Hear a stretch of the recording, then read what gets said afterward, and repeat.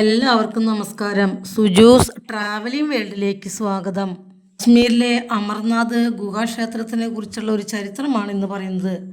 എല്ലാവരും സ്കിപ്പ് ചെയ്യാതെ മുഴുവനും കേൾക്കണം കേട്ടോ. അനന്ത്നാഗ് ജില്ലയിൽ സ്ഥിതി ചെയ്യുന്ന ചന്ദൻവാരിയാണ് അമർനാഥ് യാത്ര തീർത്ഥാടനത്തിനുള്ള പ്രവേശന കവാടം. ഇവിടെ നിന്നും അമർനാഥ് ഗുഹാക്ഷേത്രത്തിലേക്കുള്ള ട്രക്കിംഗ് വെല്ലുവിളി നിറഞ്ഞ ഹിമാലയൻ പർവ്വത പ്രദേശങ്ങളിലൂടെ ഏകദേശം 32 കിലോമീറ്റർ ഉണ്ട്.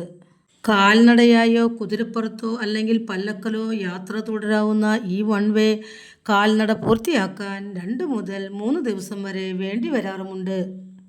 ചന്ദൻവാരിയിൽ നിന്നും പിസു ടോപ്പ്, ശേഷനാഗ് തടാകം, പഞ്ചധർണി, അമർനാഥ് ഗുഹാക്ഷേത്രം എന്നിങ്ങനെയാണ് ട്രക്കിംഗ് പോയിന്റുകൾ. ശ്രീ അമർനാഥ് ജി ദേവാലയ ബോർഡിൽ നിന്നും നിർബന്ധിത രജിസ്ട്രേഷൻ പെർമിറ്റ് ഉള്ളവർക്ക് മാത്രമേ അമർനാഥ് യാത്ര സാധ്യമാകുകയുള്ളൂ.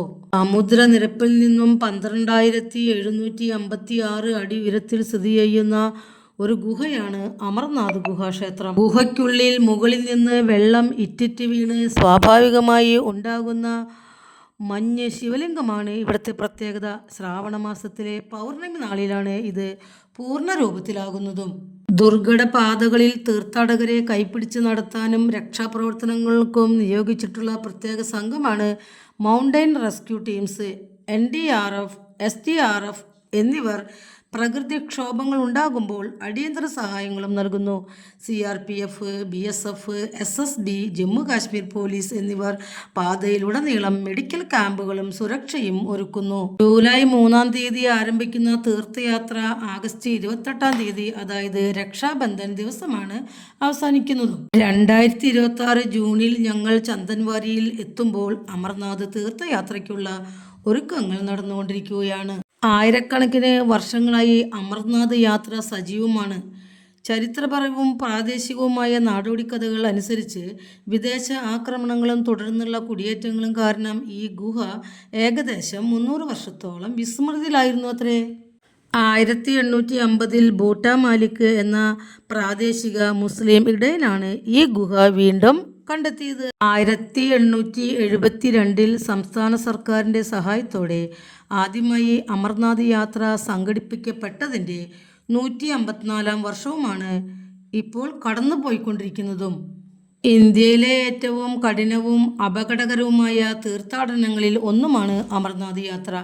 പെട്ടെന്നുള്ള വെള്ളപ്പൊക്കം, മേഘസ്ഫോടനങ്ങൾ, കനത്ത മഴ, തണുത്തുറഞ്ഞ താപനില എന്നിവ സാധാരണമാണ്. ഓക്സിജന്റെ അളവ് കുറയുന്നതിൻ്റെ അപകട സാധ്യത ചിലർക്കെങ്കിലും ഉണ്ടാകാം.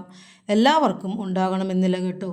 വിദൂര ഹിമാലയൻ മേഖല തുടർച്ചയായി തീവ്രവാദ ഭീഷണികൾ നേരിടുന്നതിനാൽ കനത്ത സുരക്ഷയും ഇവിടെയുണ്ട്. ഇത്രയേറെ കടമ്പകൾ കടന്നാണ് ഓരോ തീർത്ഥാടകരും പോയി വരുന്നത് എന്ന് സങ്കല്പിക്കുമ്പോൾ തന്നെ ആ തീർത്ഥാടകരോടെല്ലാം വലിയ ആദരവ് തോന്നുകയാണ്.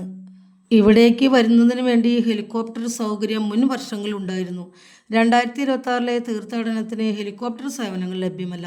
സുരക്ഷാ കാരണങ്ങളാൽ അതെല്ലാം നിരോധിച്ചിരിക്കുകയുമാണത്രേ. ചന്ദൻവാരി എൻട്രി ഗേറ്റിൽ നിന്നും തുടങ്ങുന്ന ഈ 32 കിലോമീറ്റർ അങ്ങോട്ടും തിരിച്ച് 32 കിലോമീറ്റർ ഇങ്ങോട്ടും മൊത്തം 64 കിലോമീറ്റർ നടത്തം എന്നത് ഒരു സാധാരണ മനുഷ്യർക്ക് നടക്കാത്ത കാര്യവുമാണല്ലോ.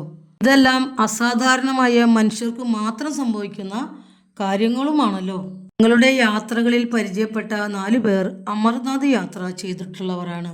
ഞങ്ങളുടെ ബീഹാർ യാത്രയിൽ കോഴിക്കോടുള്ള ഒരു യോഗ മാഷെ പരിചയപ്പെട്ടിരുന്നു.